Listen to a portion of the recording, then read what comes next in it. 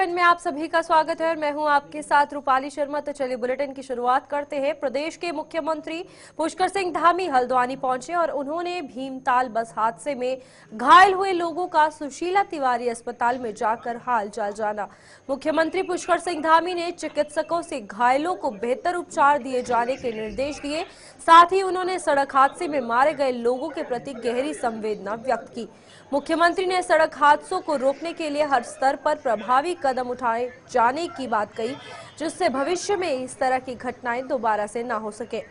बता दें कि नैनीताल जनपद के भीमताल के पास हुए रोडवेज की एक बस गहरी खाई में गिर जाने से उसमें सवार 5 लोगों की मौत हो गई, जबकि 23 लोग घायल हुए थे, जिनका डॉक्टर सुशीला तिवारी अस्पताल में उपचार चल रहा है।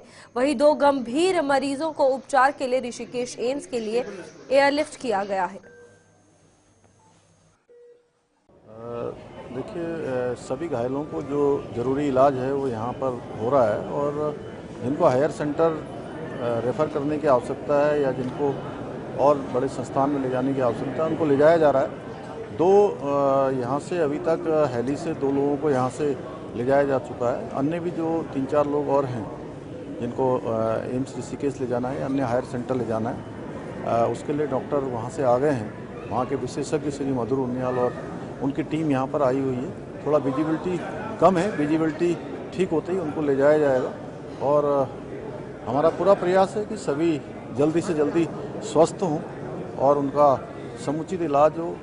जो इस दुर्घटना में जो दिवंगत हुए हैं, मैं उनको सबको अपनी श्रद्धांजलि देता हूँ और भगवान से प्रार्थना करता हूँ कि उनको अपने श्री चरणों में स्थान दे और उनके पारिवारिक जनों को ये जो कष्ट आया है उस कष्ट को सहन करने की शक्ति प्रदान करें। हम पूरी तरह से बात करें तो वर्ष 2024 में करीब सरकार क्या प्रभावी कदम उठाए, कम से कम मैकेनिज्म कुछ बनेगी? नहीं, मैकेनिज्म बनेगा। और देखिए, चूँकि मैंने अभी जो चालक थे इसके राजेश, उनसे भी बात करी है, उन्होंने भी मुझे कुछ बताया है।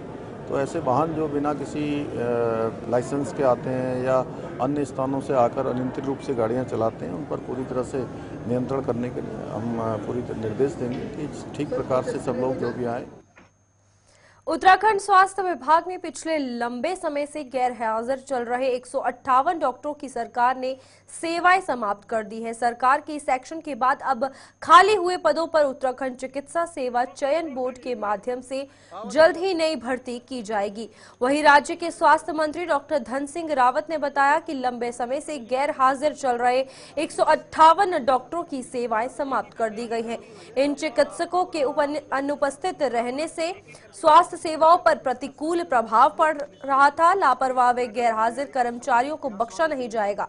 आपको बता दें कि उधम सिंह नगर जिले में सबसे अधिक 21 डॉक्टरों की सेवा समाप्त की गई है, जबकि अल्मोड़ा में 12, नैनीताल में और चंपावत और उत्तरकाशी के 11, देहरादून व बागेश्वर के 9, टिहरी व चमोली में 13, पौड़ी में 10, रुद्रप्रयाग में 7, हरिद्वार में 6, पिथौरागढ़ में 5 बर्खास्त किए गए हैं।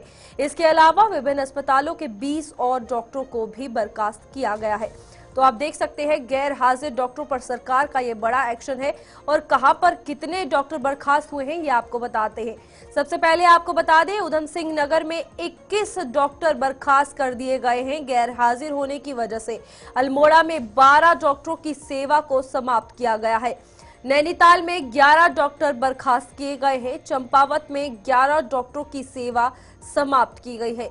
उत्तरकाशी में भी 11 डॉक्टर बर्खास्त हुए हैं। तो ये गैर हाजिर होने की वजह से बड़ा एक्शन जो है वो लिया गया है। और देहरादून में 9 डॉक्टरों की सेवा समाप्त, बागेश्वर में 9 डॉक्टरों की सेवा की समाप्त, टिहरी में 13 डॉक्टर हुए बर्खास्त, चमोली में भी 13 डॉक्टरों की सेवा समाप्त कर दी गई है, पौड़ी में 10 डॉक्टरों की सेवा समाप्त हुई है। तो ये लगातार एक्शन आपके सामने है और कहा कितने डॉक्टर बर्खास्त हुए हैं ये आपको बता रहे हैं। रुद्रप्रयाग में 7 डॉक्टर बर्खास्त हुए हैं, हरिद्वार में 6 डॉक्टर, पिथौरागढ़ में 5 डॉक्टर बर्खास्त किए गए हैं। विभिन्न अस्पतालों के 20 और डॉक्टर भी बर्खास्त किए गए हैं। तो आपको बता दें कि कुल मिलाकर 158 डॉक्टरों को बर्खास्त किया गया है। अगर बात की जाए यहाँ पर सरकार की और साथ ही साथ स्वास्थ्य विभाग की, तो ये बड़ा एक्शन जो है वो देखने को मिल रहा है, जहां पर 158 डॉक्टरों को बर्खास्त किया गया है। देखिए, हमारी सरकार लगातार पूरे प्रदेश में स्वास्थ्य व्यवस्थाओं को सुदृढ़ कर रही है और आप देख रहे होंगे कि 2900 से ज़्यादा डॉक्टरों की हम नियुक्ति कर चुके हैं। कतिपय डॉक्टर जो है बॉन्ड व्यवस्था का उल्लंघन कर रहे थे। कतिपय डॉक्टर क्या है कि नियुक्ति के बाद जो है 2-2, 4-4 महीने से जो है वहाँ गायब थे। तो जितने भी लोग गायब थे और जो लोग बॉन्ड का उल्लंघन कर रहे थे, लगभग 158 डॉक्टरों को हमारी सरकार ने बर्खास्त किया है और इससे अब नई नीतियां जारी हो जाएंगी आचार संहिता के बाद और मुझे लगता है कि हमारे प्रदेश की स्वास्थ्य व्यवस्थाएं और अच्छी हो जाएंगी। मौसम विभाग ने एक बार फिर से पूरे प्रदेश भर के लिए पूर्व अनुमान जारी किया है। मौसम विभाग के मुताबिक 27 और 28 दिसंबर को प्रदेश के अनेक जगहों पर हल्की से मध्यम बारिश के साथ ही अधिक ऊंचाई वाले इलाकों में बर्फबारी देखने को मिल सकती है। खासकर उत्तरकाशी, चमोली, पिथौरागढ़, रुद्रप्रयाग और बागेश्वर जनपद में भारी बर्फबारी की संभावना है। मौसम विभाग ने यहां पर यह संभावना जताई है, जिससे कड़ाके की ठंड बढ़ने के आसार नजर आ रहे हैं।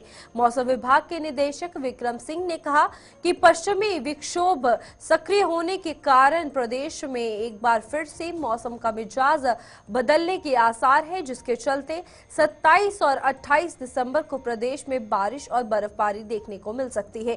खासकर 2200 मीटर से अधिक ऊंचाई वाले इलाकों में बर्फबारी का अनुमान है, जिससे तापमान में गिरावट के साथ ही ठंड बढ़ने के आसार है। यानी कुल मिलाकर कहें तो नए साल के दौरान सैलानी पर्यटक स्थलों पर बर्फबारी का खूब लुत्फ उठा सकेंगे। और हालांकि मौसम विभाग ने इस दौरान आवागमन के साथ ही ठंड से बचने के लिए विशेष सावधानी बरतने की भी चेतावनी दी है।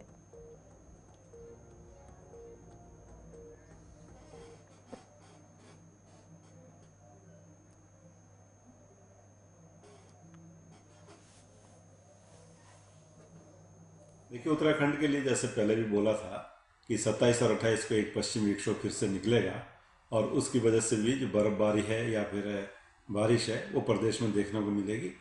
तो अगर हम 27 तारीख के लिए बात करते हैं तो पहाड़ों में मैं कहूँगा कि अनेक जगहों पर हल्की से मध्यम तक की जो बारिश और बर्फबारी वो देखने को मिलेगी। और मैदानी क्षेत्रों में बात करें तो यहाँ पर कुछ जगहों में हल्की बारिश जो है उसकी संभावना वो देखने को मिल जाएगी। जब आप 28 को जा रहे हैं तो मैं ये कहूँगा कि जो है हिल्स में है वहाँ ज़्यादातर जगहों में हल्की से मध्यम है बर्फबारी और जो अंदर के 5 डिस्ट्रिक्ट हैं उनमें कहीं कहीं पर भारी बर्फबारी भी एका दुक्का जगहों में मिल जाएगी, जिसमें उत्तरकाशी, चमोली, पिथौरागढ़, रुद्रप्रयाग या बागेश्वर है।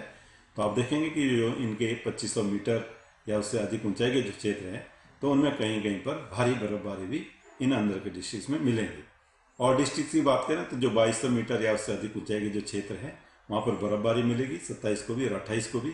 और एक्यूमुलेशन हो करके मैं कहूँगा कि जो है करीब आधे से एक फीट तक जो है वो जा सकती है। जो 2200 मीटर या उससे अधिक ऊंचाई के भी जो क्षेत्र हैं तो वहाँ पर भी आधे फीट से लेकर के और 1 फीट तक की जो है जो डेप्थ है वो 2 दिन में भी आपको मिल जाएगी। तो मैं ये कहूँगा कि पूरे उत्तराखंड के जो 2000 मीटर 2200 मीटर या उससे अधिक ऊंचाई के जो क्षेत्र है तो पूरा व्हाइट चादर जो है हिल्स में वो मिलेगी आपको बर्फ़ की जो है। और जैसे अंदर के डिस्ट्रिक्ट में बोला तो 28 को जो है हैवी स्नोफॉल की भी एका दुक्का जगहों में अंदर के जो डिस्ट्रिक्ट है उनमें संभावना है उत्तराखंड में। तो ये 2 दिन है, अच्छी एक्टिविटी है प्रदेश में मैं बोलूँगा। और कहीं ना कहीं जो सैलानी है उनके लिए भी अच्छा है, परंतु साथ में थोड़ा प्रिकॉशन भी रखना होगा। जो आवागमन करें इसको सेफ तरीके से करना है।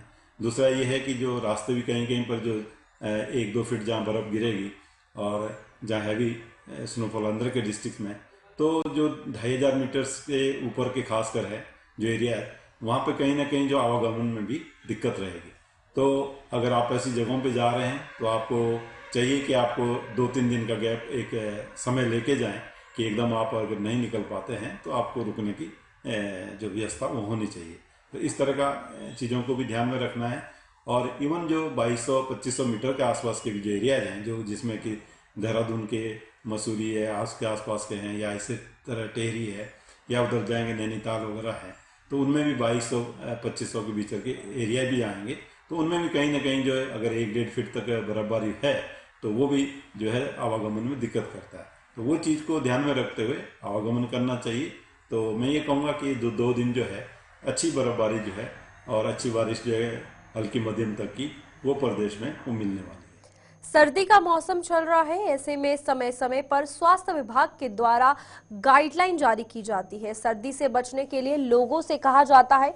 उत्तराखंड में इस समय मौसम पूरी तरह सर्द हो चुका है। ऐसे में देहरादून के मुख्य चिकित्सा अधिकारी डॉक्टर संजय जैन ने कहा कि सर्दी का मौसम है और अब लोगों को ठंड से बचना चाहिए। खासकर बुजुर्ग लोगों को सुबह के समय टहलने से बचना चाहिए। उसके साथ साथ धुआं वाली जगह जाने से भी परहेज करने की बात जो है वो कही गई है। अब खत्म हो गया, डेंगू का सीजन तो अक्टूबर नवंबर तक रहता है। अब सर्दी का प्रकोप शुरू हो गया, तो इस समय जो बीमारियां हो रही हैं, सर्दी की वजह से जो बीमारी जनरली बच्चों में निमोनिया की शिकायत रहती है, या बाहर का खाना ना खाने से लूज मोशन डायरिया के भी केस आ रहे हैं। तो लोगों को यही सलाह है कि अपने इस समय सर्दी से अपना बचाव करें। बड़े बुजुर्ग जो लोग हैं वो सुबह टहलने ना जाएं, तथा यदि जहाँ पे भी धुएं वगैरह का प्रकोप हो तो उन जगह पर जाने से बचें। तो अस्थमा वाले मरीजों को और जिनको डायबिटीज हाइपरटेंशन है, उनको थोड़ी सर्दी के मौसम में सावधानी बरतनी चाहिए, जिससे कि वो अपने स्वस्थ। मसूरी में विंटर लाइन कार्निवल का शुभारंभ हो गया है। लाइब्रेरी चौक पर जिलाधिकारी सवीन बंसल और एसएसपी अजय सिंह ने विंटर कार्निवल ध्वजारोहण कर और राष्ट्रीय एकता के प्रतीक 3 रंगों के गुब्बारे उड़ाकर विधिवत उद्घाटन किया।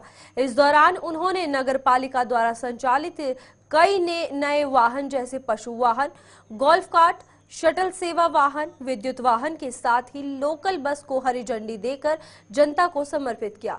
साथ ही माल रोड स्थित फूड फेस्टिवल का भी उन्होंने उद्घाटन किया।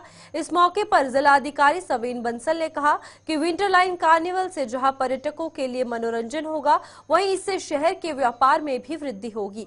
उन्होंने कहा कि विंटर लाइन कार्निवल में विभिन्न सांस्कृतिक कार्यक्रमों के साथ ही साहसिक गतिविधियां और विभिन्न प्रकार की खेलकूद प्रतियोगिताएं भी आयोजित की जाएंगी। इस मौके पर एसएसपी अजय सिंह ने कहा कि शटल सेवा के माध्यम से मसूरी में लगने वाले जाम से निजात मिलेगी। साथ ही विंटर लाइन कार्निवल के लिए जिलाधिकारी के निर्देश पर अतिरिक्त पुलिस व्यवस्था की गई है। कार्निवल का हमारा पर्पस ही ब्रांड को एनहांस करते रहें और साथ ही साथ जो कल्चरल वेल्थ है, हमारी सांस्कृतिक धरोहर और जो लेजर और एक लॉजिकल पॉइंट ऑफ व्यू से हमारा महत्व है, उसको बढ़ावा देते हैं। इसी पर्पज से ये कार्निवल की विभिन्न गतिविधियाँ आयोजित की जाती हैं, चाहे वो हमारे फूड स्टॉल्स हैं, एडवेंचर स्पोर्ट्स हैं, एमटीबी है, या हमारे फोक सिंगर्स हैं, फूड परफॉर्मेंसेस हैं, ताकि टूरिस्ट यहाँ पे अच्छे एक्सपीरियंस लेकर जाए और लोकल्स की आय अर्जन हो और एक सोशल कोहेशन बना रहे कि सारे लोग डिफरेंट वॉक्स ऑफ लाइफ से आकर यहाँ पर एक प्लेटफॉर्म पे मिलते हैं, जुड़ते हैं। तो सोशल इंटीग्रेशन का भी एक बहुत अच्छा प्लेटफॉर्म है और इसमें हमारे लोकल एडमिनिस्ट्रेशन ने, हमारे पुलिस फोर्सेस ने, हमारे पालिका प्रशासन ने बहुत एफर्ट्स से इसको प्लान किया है। मेन जो सबसे बड़ा इशू रहता है वो नए साल पर या किसी भी बड़े त्योहार पर यहाँ पर छुट्टियाँ होती है, वीकेंड, तो ट्रैफिक व्यवस्था ही है। और जैसा आपको पता है कि इस ट्रैफिक व्यवस्था को कैसे कम से कम लोगों को दिक्कत हो, पर्यटक को, इसीलिए जो पार्किंग प्रशासन के साथ मिलकर शुरू की गई, कहीं ना कहीं मुझे लगता है इसका एक पॉजिटिव फर्क पड़ेगा। और जो जिस तरह का यहाँ पर टूरिस्ट को यहाँ कार्ड की व्यवस्था दी गई है, तो मुझे लगता है कि इसको घूमने में भी आसानी होगी। मेन जो ट्रैफिक इशू है उसके लिए भी हमने जगह जगह इसीलिए पार्किंग क्रिएट कराई है, उसमें कम से कम टूरिस्ट उसको दिक्कत ना हो। और कुछ बहुत लोग ऐसे भी होते हैं जो यहाँ से घूमने आते हैं, रुकने नहीं आते, तो नीचे भी हमने व्यवस्था करी। वहाँ पर अगर यहाँ पर पार्किंग वगैरह फुल हो जाती है किसी कंडीशन में, तो उस परिस्थिति में भी पुठाल गेट के पास टेम्परेरी पार्किंग प्रशासन के द्वारा तैयार की गई है, जहाँ से हम शटल के माध्यम से वो टूरिस्ट यहाँ आ सकता है, यहाँ घूमे और फिर शटल के माध्यम से वापस चला जाए। मुझे लगता है जो अभी प्रेशर था बहुत ज़्यादा, 1000 से ज़्यादा हमने पार्किंग मतलब जो अभी स्लॉट के ऊपर से क्रिएट हुई है, शटल सर्विस हुई है। अब इसके किस तरह के रिजल्ट्स आते हैं, क्या है, मुझे लगता है फिर उसके हिसाब से हम आगे भी इम्प्रूव करेंगे। लेकिन अभी तक की मुझे लगता है व्यवस्था जो दी गई, जो पहले कभी नहीं। निकाय चुनाव के प्रत्याशियों के चयन को लेकर बीजेपी प्रदेश मुख्यालय में चुनाव समिति की बैठक हुई है, जिसमें चुनाव समिति के सदस्यों ने गहनता से मंथन किया। बैठक खत्म होने के बाद घड़वाल सांसद अनिल बलूनी ने कहा कि नगरपालिका, नगर पंचायत प्रत्याशियों के नामों पर मुहर लगाते हुए नगर निगम महापौर के नामों को संस्तुति के लिए केंद्रीय नेतृत्व को भेजा गया है। बताया कि बैठक में सर्वसम्मति से सभी पालिका एवं नगर पंचायत के अध्यक्ष उम्मीदवारों के नामों को अंतिम रूप दिया गया। वहीं निगम महापौर के नामों का पैनल केंद्र नेतृत्व की सहमति के लिए भेजा गया है। उन्होंने कहा कि 1-2 दिन के भीतर प्रत्याशियों के नामों की पहली सूची जारी की जाएगी। माननीय प्रदेश अध्यक्ष जी की अध्यक्षता में रहे हैं। माननीय मुख्यमंत्री जी वर्चुअल माध्यम से हम लोगों के साथ बैठक में जुड़े हैं।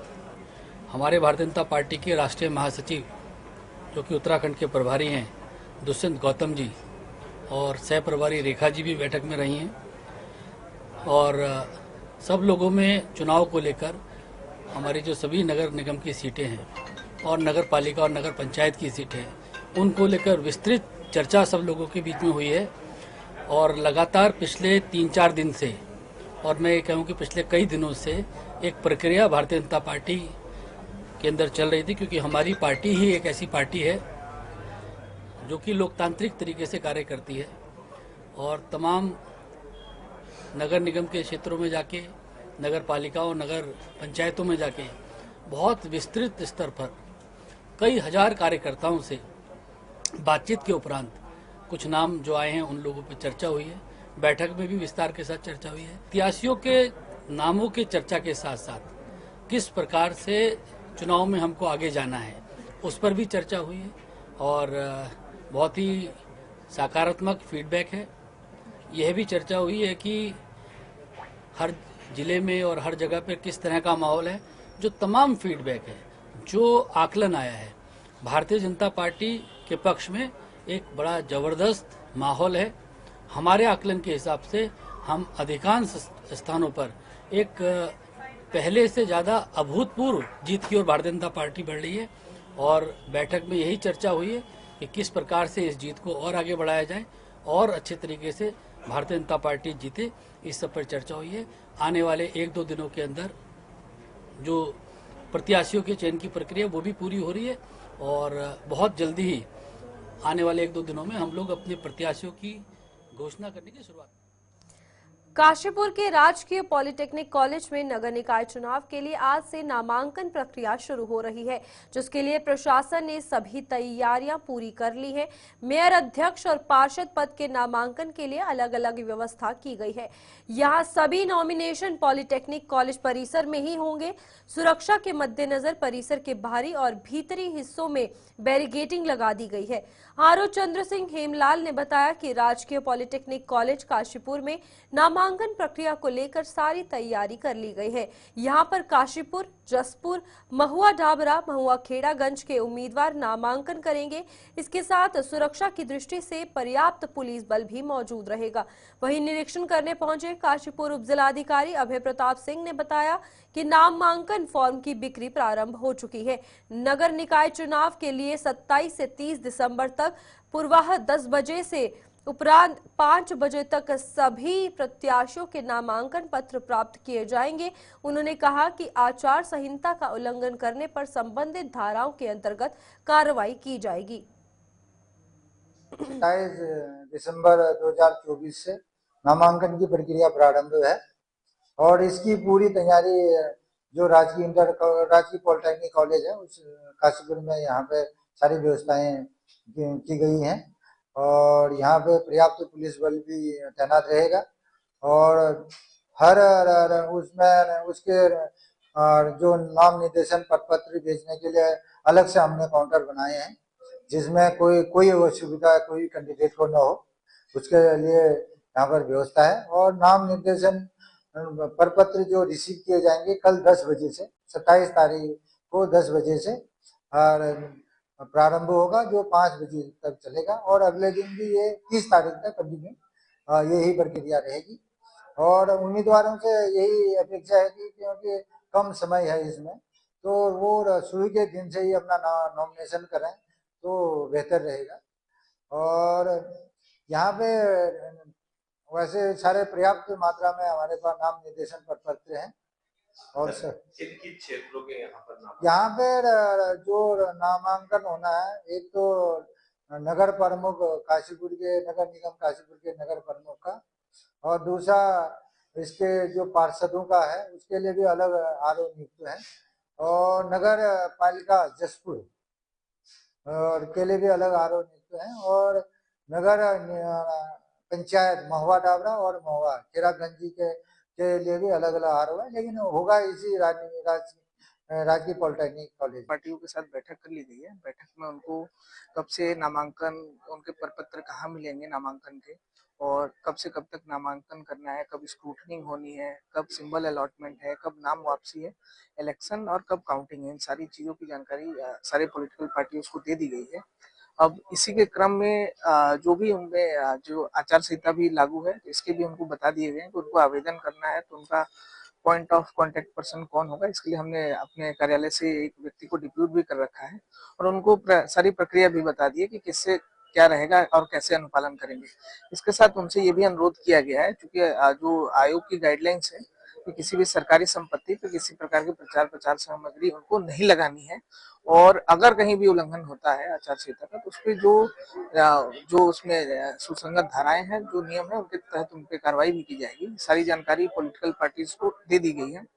और जैसा कि आपको भी विदित होगा कि यहाँ पे राजकीय पॉलिटेक्निक जो हमारा कॉलेज है काशीपुर का, यहाँ पे हम प्रपत्र जो है नामांकन के पार्षद के और मेयर के जो नगर प्रमुख के पद होते हैं सब यहीं से दिए जा रहे हैं। लोगों को जो वहाँ पॉलिटिकल पार्टीज आए थे उनको शुल्क के भी बारे में बता दिया गया था कि क्या शुल्क है, उनको कैसे जमा करना है, और चुनाव में क्या क्या चीजों की आवश्यकता है उनको नामांकन पत्र भरने के लिए। प्रदेश में नगर निकाय चुनाव को लेकर बिगुल बज चुका है और आज से नामांकन प्रक्रिया शुरू होने जा रही है। तो वहीं डोईवाला नगर निकाय चुनाव में जन अधिकार मोर्चा भी अब चुनावी मैदान में कूद चुका है। कांग्रेस और भाजपा द्वारा जहां अभी प्रत्याशियों को लेकर बैठकों का दौर जारी है, तो वहीं जन अधिकार मोर्चा ने डोईवाला में नगर पालिका अध्यक्ष के लिए सबसे पहले प्रत्याशी को मैदान में उतार कर ये साबित कर दिया है कि जहां कांग्रेस पिछले चुनाव में इस सीट पर कब्जा करके सीट पर काबिज है और भाजपा इस सीट को लेने के लिए आतुर है, तो भाई जन अधिकार मोर्चा ने चुनावी मैदान में कूदकर यह साबित कर दिया है कि कांग्रेस और भाजपा के लिए डोईवाला नगर पालिका अध्यक्ष पद की सीट जीतना इतना आसान नहीं होगा। जन अधिकार मोर्चा ने डोईवाला नगर पालिका अध्यक्ष पद के लिए थॉमस मेसी को मैदान में उतारा है।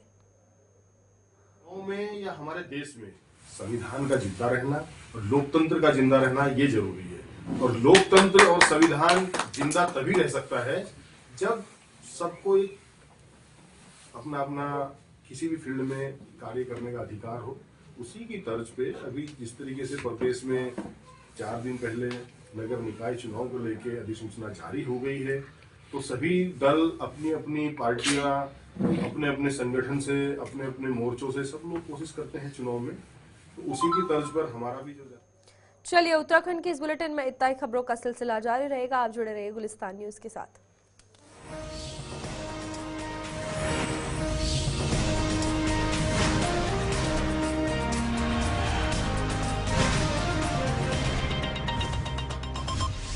पढ़ता है, खेलता है, झूलता उछलता है, दौड़ता कभी कभी दौड़ कर आता है।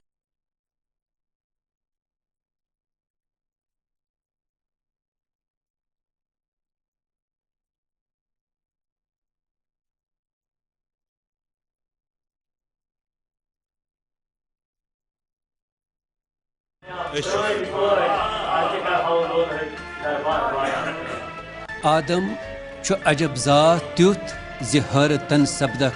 यिथ लफ्ज़